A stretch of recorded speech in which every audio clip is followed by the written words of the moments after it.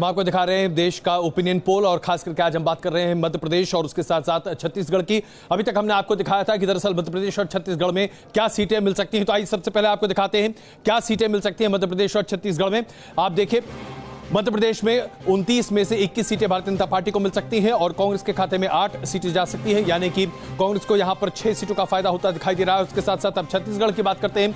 छत्तीसगढ़ में 11 सीटें हैं, जिसमें से भारतीय जनता पार्टी के खाते में 5 सीटें जा सकती हैं और कांग्रेस के खाते में 6 सीटें जा सकती हैं। 5 सीटों का फायदा यहां पर कांग्रेस को होता दिखाई दे रहा है। और आइए बात करते हैं लोकप्रियता के आधार पर आज राहुल गांधी बनाम प्रधानमंत्री नरेंद्र मोदी कौन कहां कैसे खड़ा है, खास करके मध्य प्रदेश में। तो आइए मध्य प्रदेश में यह स्थिति कहां है। राहुल गांधी की लोकप्रियता 37% आज मध्य प्रदेश में है और प्रधानमंत्री नरेंद्र मोदी 51% के साथ उनसे आगे हैं। लेकिन सबसे बड़ी बात यह है कि राहुल गांधी 37% लोगों की पसंद यहां पर है। यह अपने आप में बहुत बड़ी बात है। छत्तीसगढ़ की बात अगर करें तो यहां पर भी स्थिति कुछ वैसी ही दिखाई देती है जैसी मध्य प्रदेश में है। हालांकि यहां थोड़ा सा नुकसान होता है राहुल गांधी को। 36% राहुल गांधी लोगों की पसंद है, जबकि 43% प्रधानमंत्री नरेंद्र मोदी लोगों की पसंद है। तो आइए हम आपको दिखाना चाहते हैं राहुल मोदी ट्रैकर, यानी कि 12 राज्यों में लोगों से जब हमने ये जानना चाहा कि राहुल गांधी बनाम प्रधानमंत्री नरेंद्र मोदी कौन वो नेता है जो आपको सबसे ज्यादा पसंद है, तो देखिए प्रधानमंत्री नरेंद्र मोदी का ग्राफ 37 से 47, 38, 39 इस तरीके से होता हुआ 52, 51 कुल मिलाकर अगर आप एवरेज मीन निकालते हुए दिखाई दें तो तकरीबन आप 42 से 45% प्रधानमंत्री नरेंद्र मोदी की लोकप्रियता का आधार कह सकते हैं। वहीं पर राहुल गांधी 31% से अपनी शुरुआत करते हुए 19% तक दिल्ली में आ जाते हैं, 17% पश्चिम बंगाल में हो जाते हैं और 37% मध्य प्रदेश में और 36% छत्तीसगढ़ में, यानी कि कुल मिलाकर तकरीबन 28 से 30% के आसपास लोगों की पसंद आज राहुल गांधी हैं। और यह बताता है कि आज हमारे देश में राहुल गांधी किस तरीके से अपनी लोकप्रियता लगातार आगे बढ़ा रहे हैं। विनोद जी, मैं आपसे जानना चाहता हूं राहुल गांधी की बढ़ती लोकप्रियता के पीछे राज क्या है? क्या लोग उनको बेहतर नेता समझने लगे हैं, कुछ बदल गया है, या दरअसल कांग्रेस अध्यक्ष बनने के बाद उन्होंने अपनी नीति स्पष्ट की है? नहीं, देखिए अजय, ऐसा होता है कि जब 3-4 साल में जो सत्ता में जो नेता होता है, जाहिर है उससे बहुत सारे लोगों की अपेक्षाएं पूरी नहीं होती, और जो विपक्ष में नेता होता है लोग उसकी तरफ आशा की दृष्टि से देखते हैं। तो आप देखिए नरेंद्र मोदी जी की जो लोकप्रियता का जो ग्राफ जी 2014 में था, उस समय 76% था, क्या करते थे? आज वो मतलब 51% तक या 43% कहीं आ रहा है, अधिकतम 51% है। तो और एवरेज में कितना बताया आपने? करीबन 45%। तो 76 से 45। तो जो लोग 76 से 45 जो हटे हैं उनसे, वो कहीं ना कहीं तो जाएंगे जी। तो कहां जाएंगे? वो जाहिर है जो सामने विकल्प के तौर पर दिख रहा होगा राहुल गांधी दिख रहे हैं तो राहुल की तरफ जाएंगे। एक तो ये कारण है। दूसरा कारण है कि हम लोग भी मानते हैं इस बात को कि राहुल गांधी ने पिछले 2-3 सालों में, खासकर 2 सालों में अपने अंदर बहुत बदलाव किया है। जैसे उन्होंने अपनी भाषा शैली, थोड़ा गंभीरता, संजीदापन और जो रिलेक्टेंट पॉलिटिशियन का जो टैग लगा था उनके ऊपर, उसको उन्होंने हटाया है। तो वो सारी चीजें और खुले भी हैं। पहले विदेश जाते थे पता नहीं लगता था, अब बाकायदा बता के जाते हैं। फिर ये जो जीत हो गई 3 राज्यों में, कुछ बदलाव राहुल गांधी में आए हैं तो कुछ ना कुछ एंटी इनकम्बेंसी प्रधानमंत्री नरेंद्र मोदी को भी भुगतनी पड़ी है, जिसका नतीजा ये है कि उनकी लोकप्रियता का ग्राफ जो है 2014 के लोकसभा चुनाव के मुकाबले जो है कम हुआ है। लेकिन अगर पुलवामा फैक्टर को भी जोड़ें, जिस तरह से पुलवामा हमले के बाद बालाकोट किया और उसके बाद उनके ग्राफ में इजाफा हुआ। आरपी सिंह जी बीजेपी से हमारे साथ नेशनल सेक्रेटरी इस वक्त जुड़ रहे हैं। अगर हाल फिलहाल की घटनाक्रम नहीं होता तो शायद बीजेपी को और प्रधानमंत्री की छवि को और ज्यादा नुकसान होता हुआ दिख रहा था, जिस तरह के मुद्दे मुखर हो रहे थे।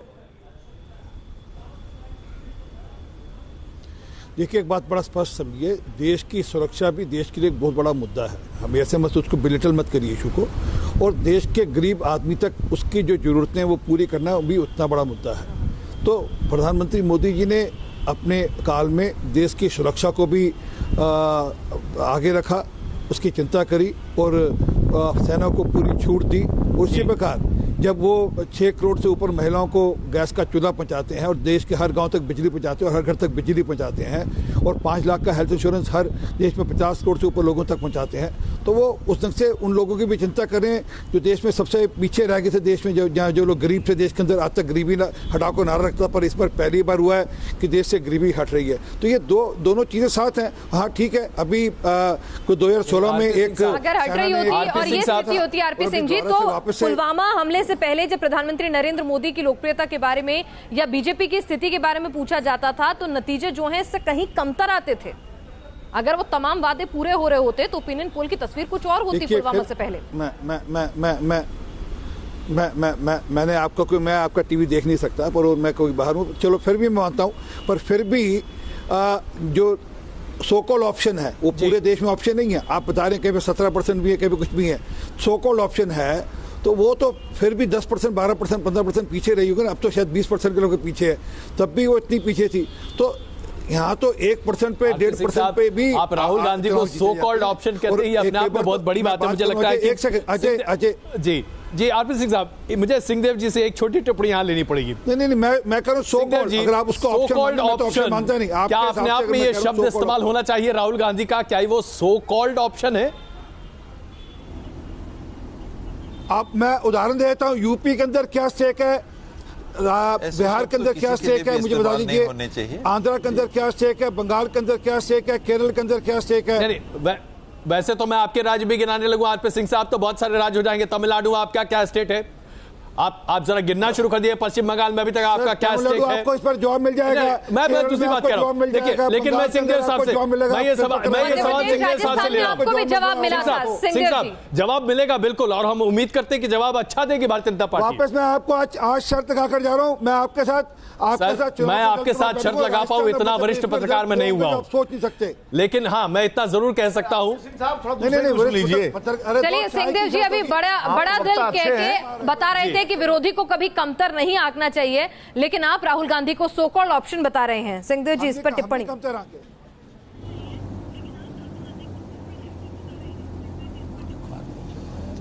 किसी का भी अनादर करके देश या समाज या किसी दल की स्थिति बन सकती है, मैं नहीं इसको कभी मानता।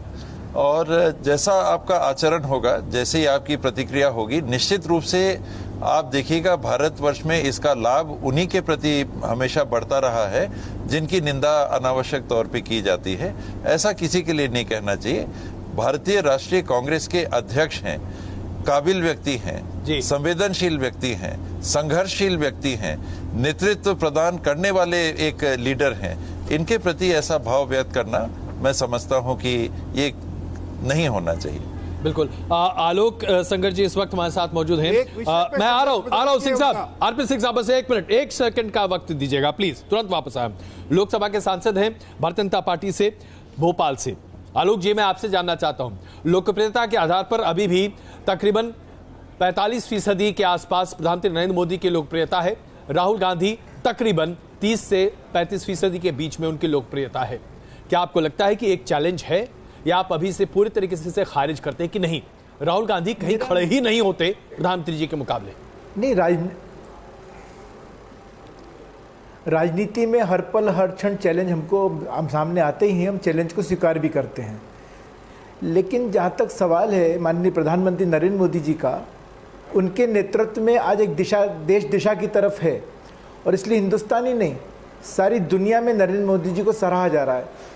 जैसे से चुनाव नजदीक आएंगे आप देखेंगे ग्राफ नरेंद्र मोदी जी का और बढ़ने वाला है जी। क्योंकि इन्वायरमेंट मेक्स द मैन, एक जब वातावरण बनता है, जब लोगों के बीच में लोग खड़े होते हैं, जब चर्चा होती है, तो आप देखोगे 90% लोग ये कहते हैं कि नहीं, नरेंद्र मोदी जी जैसा प्रधानमंत्री नहीं है। और जहाँ तक सवाल है कांग्रेस के राष्ट्रीय अध्यक्ष जी का, उसके संदर्भ में मुझे बिल्कुल कुछ नहीं बोलना है, लेकिन इतना जरूर मैं कहूँगा कि आज तक मैंने जितना लंबा समय राजनीति में होते हुए हो गया, कभी किसी प्रधानमंत्री के बारे में ऐसी टीका टिप्पणियां पहले किसी राष्ट्रीय अध्यक्ष ने नहीं करी हैं। बल्कि अटल बिहारी वाजपेयी जी जब हमारे नेता प्रतिपक्ष थे, विपक्ष के नेता थे जी, तो विदेश में जाकर भी उन्होंने देश की सरकार की तारीफ करी थी। लेकिन अभी जो इस तरह का वातावरण बना है वो वाकई बहुत प्रश्न चिन्ह हम सबके सामने है। हम सबको विचार करना चाहिए कि ऐसे वातावरण से बिल्कुल, मतलब क्योंकि बीजेपी की भाषा ठीक रहती है और कांग्रेस की भाषा जो है देश की होती है, वो अमर्यादित हो जाती है। आपका ये कहना है आचरण जो है कांग्रेस का खराब है। बहरहाल हमारे साथ इस वक्त वरिष्ठ पत्रकार, मेरा ऐसा नहीं कहना है, मेरा बिल्कुल ऐसा नहीं कहना है, संजीव श्रीवास्तव भी हमारे साथ जुड़ चुके हैं। संजीव जी, जिस तरह से हमारे ओपिनियन पोल के जो नतीजे आ रहे हैं उसमें देखा है कि छत्तीसगढ़ और मध्य प्रदेश में 2 महीने पहले ही अभी विधानसभा चुनाव हुए, जहां कांग्रेस जो है एक विनर के तौर पर आती है। मध्य प्रदेश में कांटे का मुकाबला जरूर रहता है, लेकिन छत्तीसगढ़ में एक तरफा मुकाबला रहता है। लेकिन लोकसभा चुनाव के लिए जब ओपिनियन पोल होता है तो आंकड़े एकदम पलट जाते हैं। आप हमारे ओपिनियन पोल से इत्तेफाक रखते हैं?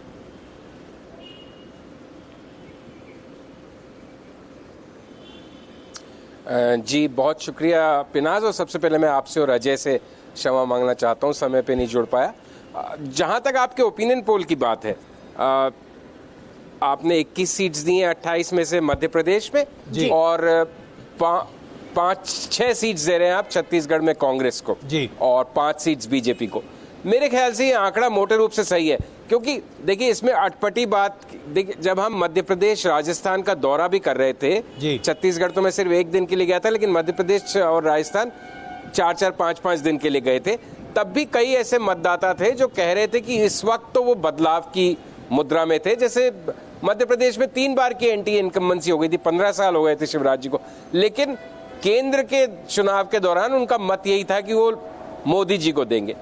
और राजस्थान में भी ज्यादा नाराजगी क्योंकि स्थानीय नेतृत्व के खिलाफ थी, तो मुझे लगता है राजस्थान में भी ज्यादा सीट्स बीजेपी को मिल सकती हैं। छत्तीसगढ़ में चूंकि नतीजा एक तरफा था तो मैं थोड़ा सरप्राइज हूं, लेकिन फिर भी मैं मानता हूं चूंकि अगर वहां भी मध्य प्रदेश और राजस्थान जैसे मतदाताओं का मन राज्य और केंद्र में अलग अलग नेताओं को चुनने का है और मोदी जी के प्रति उनकी ज्यादा आस्था है, तो शायद इसलिए सीट्स का इस तरह से बंटवारा हो रहा है। तो कुल मिला के ये स्टेट्स की खास बात ये है अजय कि मध्य प्रदेश और राजस्थान और छत्तीसगढ़ ये सारी ऐसी स्टेट्स थी जहां असेंबली का जो रिजल्ट आता था करीब करीब उसी अनुपात में या उससे बेहतर प्रदर्शन रहता था जो पार्टी राज्य विधानसभा का चुनाव जीतती थी। लेकिन इस बार ऐसा नहीं होता दिख रहा है। ये एक दिलचस्प तथ्य है और उसका कारण शायद प्राइम मिनिस्टर नरेंद्र मोदी को एक बार और मौका देने की इच्छा इस राज्य में ज्यादातर मतदाताओं की टिप्पणी में इस पर ले लेती हूँ। सिंहदेव जी, आप वरिष्ठ पत्रकार यहाँ पर संजीव श्रीवास्तव जी की राय से इत्तेफाक रखते हैं?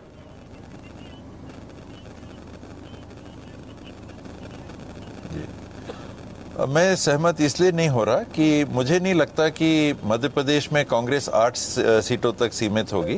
क्षेत्रवार जो कांग्रेस के लीडर्स हैं वो अलग अलग रीजन से ही अगर आप देखिएगा तो उससे ज्यादा सीट संख्या ला सकते हैं जी। छत्तीसगढ़ में भी जो 6 सीटों का आंकड़ा कांग्रेस का दिख रहा है, पहले से बढ़ा हुआ जरूर दिख रहा है, लेकिन क्योंकि संघर्ष रहता है इसलिए यहाँ पर क्लोज फाइट दिख रही है। 5 सीट 6 सीट 5 सीट 6 सीट पर कांग्रेस के पक्ष में 8 सीट 9 सीट आ सकती है, इसकी पूरी संभावना है जी। सिंहदेव जी हमारे साथ जुड़ने के लिए टी एस सिंहदेव जी, हेल्थ मिनिस्टर छत्तीसगढ़ के, आपका बहुत बहुत शुक्रिया। आपने इस ओपिनियन पोल पर अपनी राय रखी और हमारे साथ लगातार पूर्व मुख्यमंत्री मध्य प्रदेश के शिवराज सिंह चौहान भी जुड़े हुए हैं। शिवराज जी, एक अंतिम सवाल आपसे कि आखिर क्या कहेंगे आप अपने वोटर से कि बीजेपी को आखिर वो वोट क्यों दे? मजबूत नेतृत्व के लिए, मजबूत सरकार के लिए, देश के विकास के लिए, जनता के कल्याण के लिए, आतंकवाद के खात्मे के लिए, नौजवानों के बेहतर भविष्य के लिए, महिला सशक्तिकरण के लिए, गरीब के उत्थान के लिए और देश को वैभवशाली, गौरवशाली, संपन्न, समृद्ध और शक्तिशाली भारत के निर्माण के लिए लोग फिर भारतीय जनता पार्टी को वोट दें और मोदी जी को प्रधानमंत्री बनाए। और मुझे पूरा विश्वास है कि जनता ने ये मन बना लिया है। शिवराज जी, बहुत धन्यवाद न्यूज नेशन से जुड़ने के लिए। मुकेश नायक जी, अगर हम आपसे आखिरी, क्योंकि हमारे पास वक्त बहुत कम है इसलिए मैं आखिरी सवाल आपसे ले रहा हूं, मुझे ये बताइए, कांग्रेस की स्थिति काफी बेहतर हो सकती थी मध्य प्रदेश और छत्तीसगढ़ दोनों जगहों पर, इसके बावजूद अगर मान लीजिए कि कमी रहती है जो कि हमारे ओपिनियन पोल के आधार पर दिख रही है, तो इसके लिए आप क्या सोचेंगे, क्या बदल सकते हैं? क्योंकि 2 महीने का वक्त है अभी आपके पास, लगभग 1.5 महीने का, कुछ बदल सकता है कांग्रेस में या दरअसल हम मान ले कि चलिए अब अगली बार? नहीं, निश्चित रूप से बदलेगा, क्योंकि अगर कैंडिडेट जब हमारे मैदान में आएंगे उसके बाद जब आप आकलन करेंगे तो तस्वीर बदलेगी जी। जैसे दिग्विजय सिंह अगर चुनाव लड़ते हैं तो 1 सीट हम जीत सकते हैं। श्रीमती ज्योतिरादित्य सिंधिया अगर ग्वालियर से चुनाव लड़ती हैं तो एक माइनस सीट और हमसे जुड़ सकती है। अगर अजय सिंह जी सीधी से चुनाव लड़ते हैं तो 1 सीट वो भी हम बीजेपी से छीन सकते हैं। इस तरह से हमारे जो स्टालवर्ड्स हैं, पहले चुनाव में जो नेता लोकसभा के मैदान में नहीं थे जी, उसमें अगर बदलाव लाता है और बड़े नेता राज्यसभा के सदस्य समेत, जैसे विवेक तनखा अगर जबलपुर से लड़ेंगे तो चुनाव का नतीजा बदल सकता है, वो राज्यसभा सदस्य हैं। अगर इस तरह की कंपोजिशन बदलती है कैंडिडेट्स की जी, तो चुनाव के परिणाम बदल सकते हैं और कांग्रेस के कैंडिडेट्स की जीत की संख्या भी अप्रत्याशित हो सकती है। आरपी सिंह साहब, कांग्रेस को उम्मीद है कि अभी बदलाव के साथ चीजें बदल सकते हैं, लेकिन क्या आप 27 के आंकड़े को और बेहतर कर सकते हैं? 29? देखिए, मैं बड़ा स्पष्ट है, अभी तो चुनाव अभियान शुरू होना है और एक बार चुनाव अभियान जब शुरू होगा और प्रधानमंत्री मोदी जी जब दौरा करेंगे, हमारे राष्ट्रीय अध्यक्ष जब दौरा करेंगे और मैं वापस, जब वहाँ के प्रदेश का चुनाव था लोगों का मन और था जी, आज राष्ट्रीय स्तर पर विकल्प प्रधानमंत्री मोदी जी के अलावा कोई नहीं है। आज जिस प्रकार का नेतृत्व उन्होंने पिछले 5 साल में दिया, उसका विकल्प अभी इस अगले 5 साल तो कोई होगा नहीं, उसके बाद की बात देखेंगे। चलिए, तो दावे बड़े बड़े हो रहे हैं दोनों ही ओर से, और यहाँ पर आप सभी इस चर्चा में हमारे साथ जुड़े, ओपिनियन पोल पर आपने अपनी राय, अपने दावे और अपने जवाब दिए। आपका बहुत बहुत शुक्रिया। आप सभी का, हमारे वरिष्ठ पैनल का भी शुक्रिया, और इस खास पेशकश में इतना ही।